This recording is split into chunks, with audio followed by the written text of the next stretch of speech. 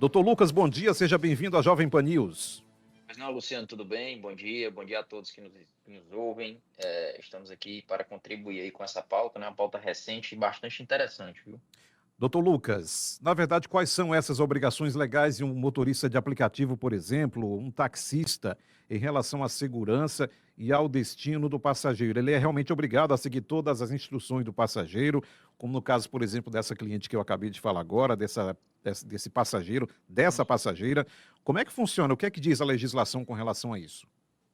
Luciano, na verdade, eu até fiz uma abordagem mais cedo sobre isso, e aí nós temos aí algumas nuances, algumas características que tratam sobre essa situação, porque nós estamos tratando inicialmente de uma prestação de um serviço, ou seja, a prestação de um serviço ela deve ser clara, ela deve acontecer dentro dos padrões que são regularmente estabelecidos, mas em razão de ser uma prestação de serviço de transporte, e até de certa forma de um transporte de natureza pública, que se considera o motorista de aplicativo, a prestação de serviço ela consiste em transportar o passageiro do ponto A para o ponto B, ou seja, garantindo que o passageiro seja transportado com segurança, com conforto, cordialidade, sem que haja nenhum descumprimento de preceitos básicos com relação à ofensa, agressão, enfim, coisas básicas dessa natureza. Agora, ao direito da passageira de escolher o local de desembarque no interior do seu eventual condomínio, da sua residência,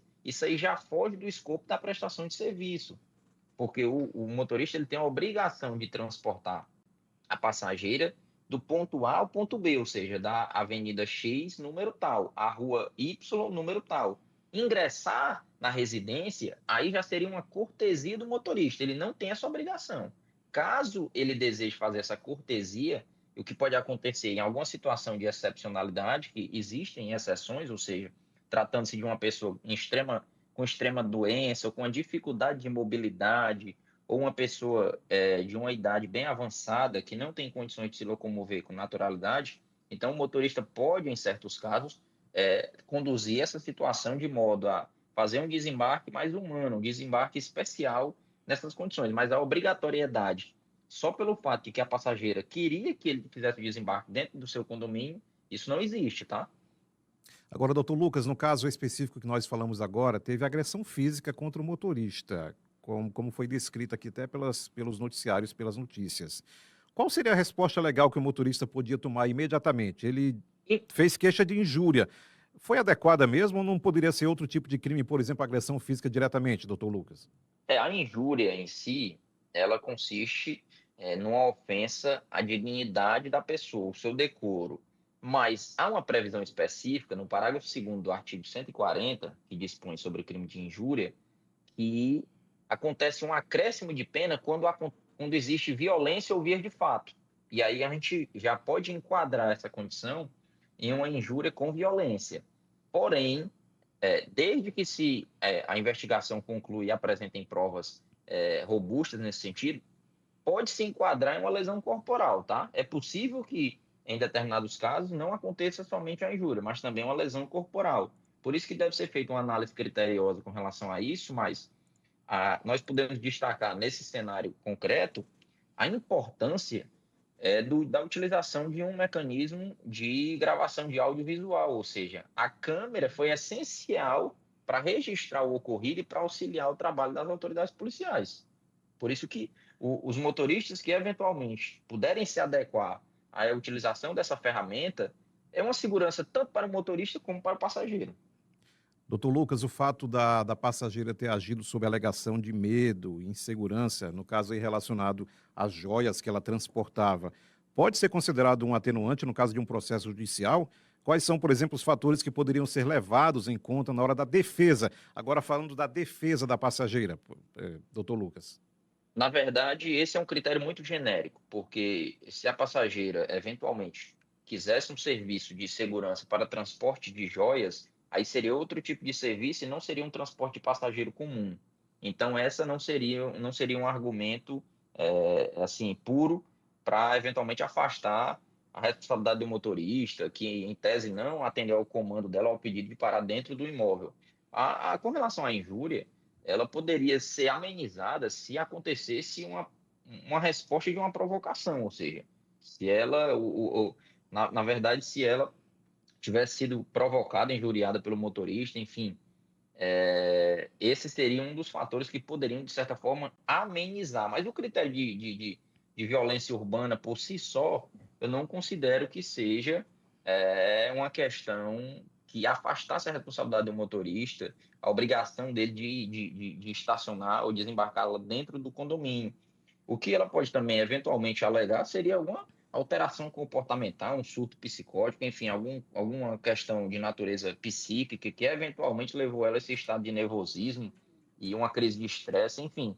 Mas nada que eventualmente venha justificar uma agressão totalmente imotivada, ou seja, sem nenhum tipo de motivo, ela agrediu o motorista a ponto de, pode ser até caracterizar um dano material se ela tiver quebrado algum dos equipamentos que ele utiliza no seu trabalho rotineiro.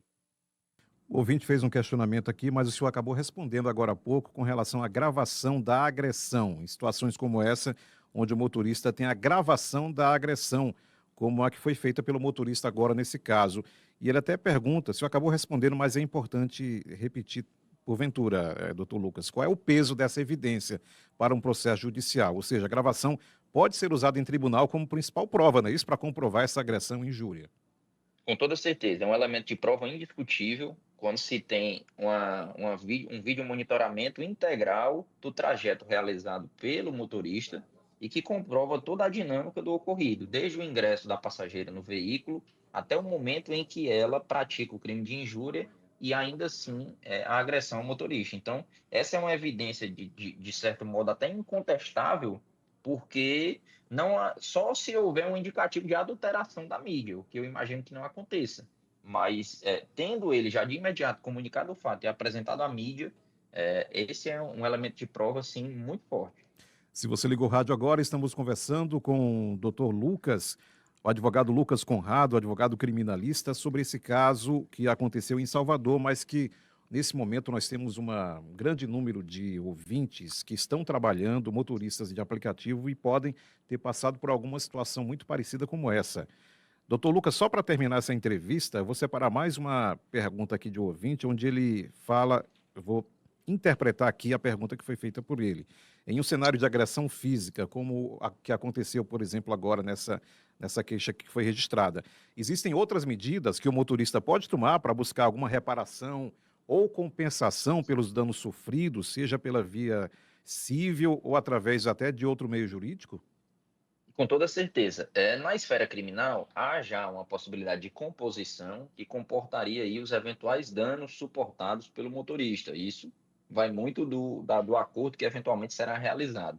Porém, ele não estando satisfeito ou verificando que há um dano à sua imagem, à sua honra, há algum dano que seja um dano imaterial, ou seja, um dano moral, ele pode ingressar com uma ação civil de reparação, sim. Além também do fato de que, se existir algum dano praticado no interior do seu veículo, a passageira deve responder, obviamente, pelos danos materiais praticados.